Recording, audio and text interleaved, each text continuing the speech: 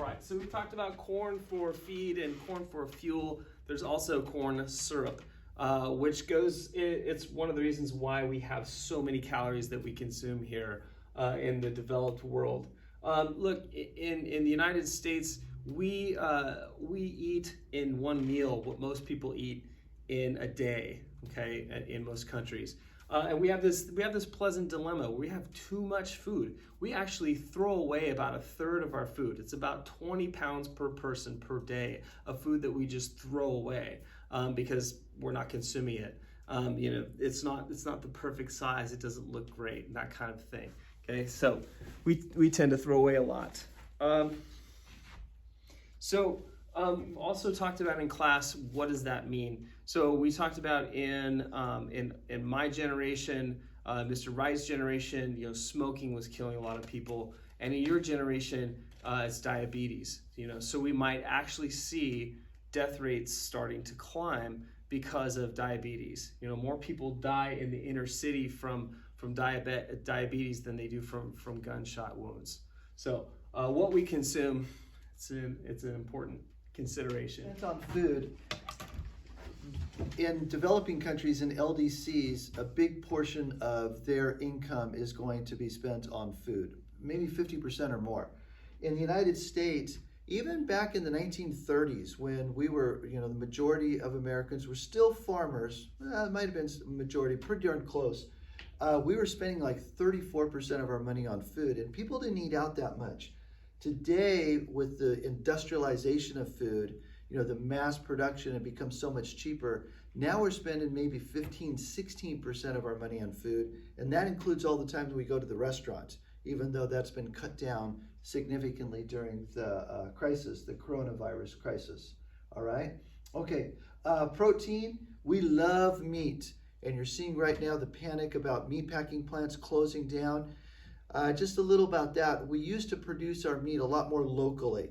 Down here, a big place in Stockton was Alpine Meat as you're going down Lower Sacramento Road. Just outside of Lodi, there was Gehring Victor brand meatpacking plants. Now they're huge operations. So if one meat plant is getting closed down, Tyson meat plant, it's like 5% of the country's meat production. But we like meat. It's easy. It's available for the most part. Now we're seeing those supply chains cut off because of the virus. But we like meat. They like meat too. But you're talking about in poor countries, some places maybe get meat once a week or maybe during a celebration.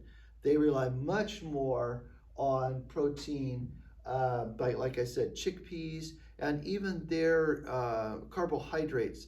Their grains of rice, wheat, corn have more protein in we have kind of really just through modern technology stripped that out because we're just kind of making these filler foods, all right, for packaging. We call modern corn nature's cement to hold processed food together. Not a lot of nutritional value left in it. We've kind of bred it out, okay? And are you up? Yep. Okay. So this one is talking about where is agriculture distributed, and I'm going to go just to the map for this one. I'm just going to use this map for the next couple slides. So it's broken up into developed countries and developing countries, and then by type. Okay, so the first one, the orange one, you can see the northeastern part of the United States, and then let's see, north and then Eastern Europe is called mixed crop and livestock, and that's where they grow corn primarily to feed the cows that are on the farm. If you're trying to remember where, think of Wisconsin, think of cheeseheads, right? Yogurt, milk, cheese, all of that in this part of the world. For dairy, we're talking about big dairy farms, dairy operations. We do have a few down here in heading towards Southern California. It's actually still the center part, but really more up here on the northern part of our coast up here. And then you can see dairy farms up here in the northern part of Europe again. Okay.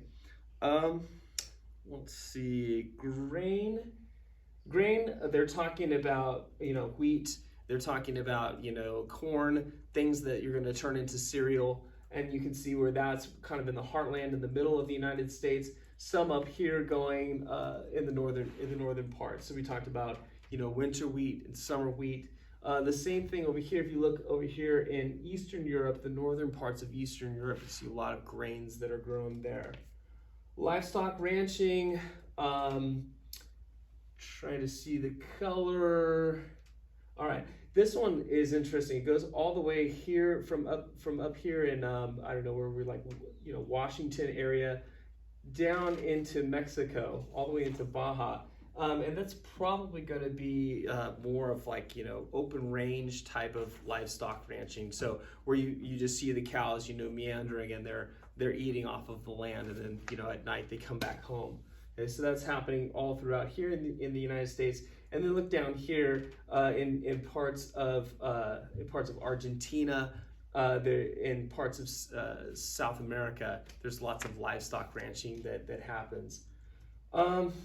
Okay, Mediterranean, you can see right there, it's named after the Mediterranean. That's what our climate here is in California. So in Mediterranean climates are good for growing olives, grapes, fruit, things like that. It has the right amount of rain, the right amount of sun. It's not too hot, doesn't get too cold. That's your Mediterranean climate.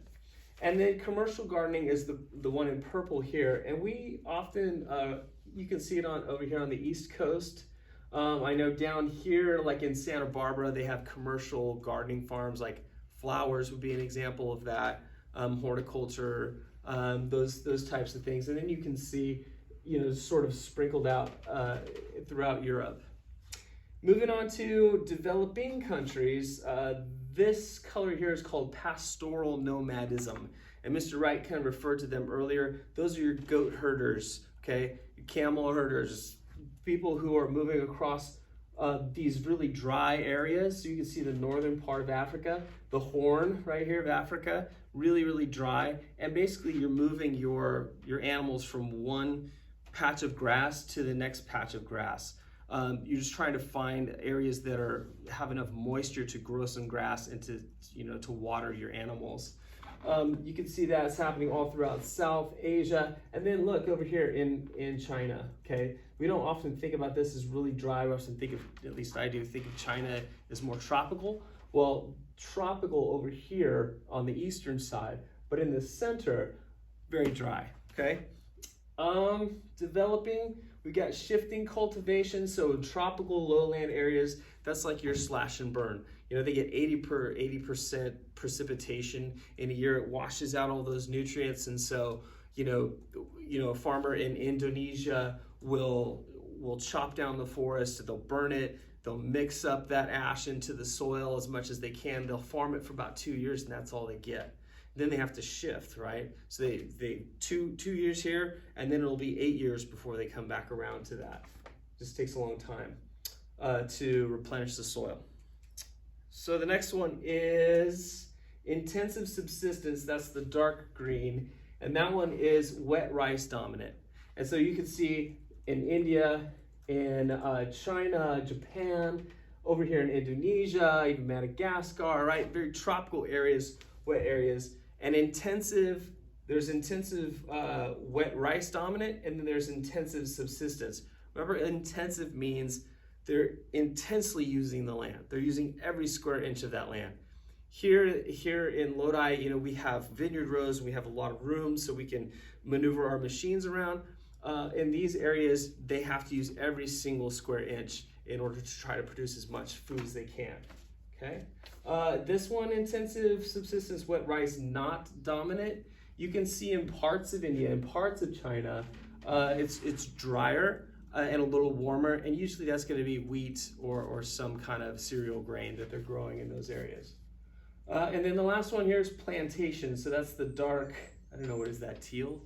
Okay, we're used to plantations being here, and then you can see there are still some here. That looks like maybe Louisiana, just above Louisiana, some plantations. But most of the plantations, you can see them dotted here, they're going to be things for like coffee, bananas, sugar, and usually you've got one person who's in charge and running things, and then a lot of people down below them who aren't making very much money. And usually these plantations work for larger corporations. Okay. And go to Mr. Wright next. Okay. So Mr. Hillstrom did the heavy lifting here. So here you get a visual of people. This looks to me like Central Asia. Let's see, what do we got here? Pastoral nomadism and subsistence ag areas. Yeah, you can tell we're up in this part up here. Mongolia or something. Yeah, maybe even up that high, okay? But you're gonna see it in Central Asia, Southwest Asia, where it's drier. You can see the grass is pretty sparse. So you're going from pasture to pasture because your sheep, your goats are going to consume all of the grass. And you can see how naturally this would be fine, but if farmers get a little saucy, pastoral nomads get a little saucy, like, hey, we could double production. You can see how they could strip all the vegetation and lead to problems, environmental problems like droughts, okay? And then as Mr. Hillstrom was talking about, here is the slash and burn, all right, where they're going to go to the plots of land, and this is only good for a couple years because you're talking about 80 inches of rainfall here, whereas what do we get around here? 17 inches? Good year. Yeah, that's a good year for us. So imagine 80 inches of rainfall, all the nutrients get washed away, and they just move from plot to plot to plot, all right? Okay, and then you can see subsistence agriculture and population concentrations, all right? Rice production, billion metric tons, okay? So if rice is popular on the coast, they can grow a lot of it, and it's grown on the coast of India. Everybody would like to eat it, but as you get farther inland, we mentioned that wheat is going to be the big crop product in the interior. It's probably less expensive on the coast and more expensive inland. So they do enjoy the rice, but they're probably going to eat more wheat in the interior. And then, are we doing good on time? Yeah, 3 minutes. What was fascinating, I've been doing a lot on African slaves coming over and how they brought over the rice culture, not only to South Carolina, but to Brazil. And it was actually just kind of the thing that the Portuguese were buying sugar from here, and what happened was they said, man, we could grow it for less over there, but how are we going to grow it? That's when they started bringing slaves. I digress, but it's just kind of interesting how, food crops will change the whole demographics or the whole chain of history about how things happen. 12 million slaves are brought over to grow that sugar, although I'm talking about rice production on the coast right now, okay? And I think that's it for me, okay? Oh, there's growing rice. All right, still growing rice. All right, Well, I guess harvesting that's the rice. wet rice dominant versus. Oh, okay. Okay. So major fishing regions, we've got inland water, and you can see inland Asia. There's inland, we're talking rivers, lakes, and streams. Okay. You can see the largest areas here in inland Asia, and then you've got open water areas too. Okay. So as far as open water areas go, this Pacific Northwest, that's going to be off the coast of China, down here near Indonesia. So think islands, think Pacific Ocean, and then you can see over here in Europe the northeastern part, okay, of Europe. Think the Swedish people, we love fish. The Finns, the Norwegians, those folks eat a lot of fish. And then, those of you who are fisher people, you anglers out there, you guys will know, the hot spots. So up here near Alaska, and but notice most of it is open ocean. There's only some here that's the inland stuff. Okay, how are we doing on time? I'm gonna check. Okay, growth in fishing. So the charts, the graphs are pretty interesting. Here we've got capture, and you'll notice that it starts to just level off. So we're not catching as many fish. What are we doing instead? We have aquaculture, and that's what these big rings are up here. So what we're doing is we're essentially growing fish, right? We've trapped them, and then we're for lack of a better word, growing fish.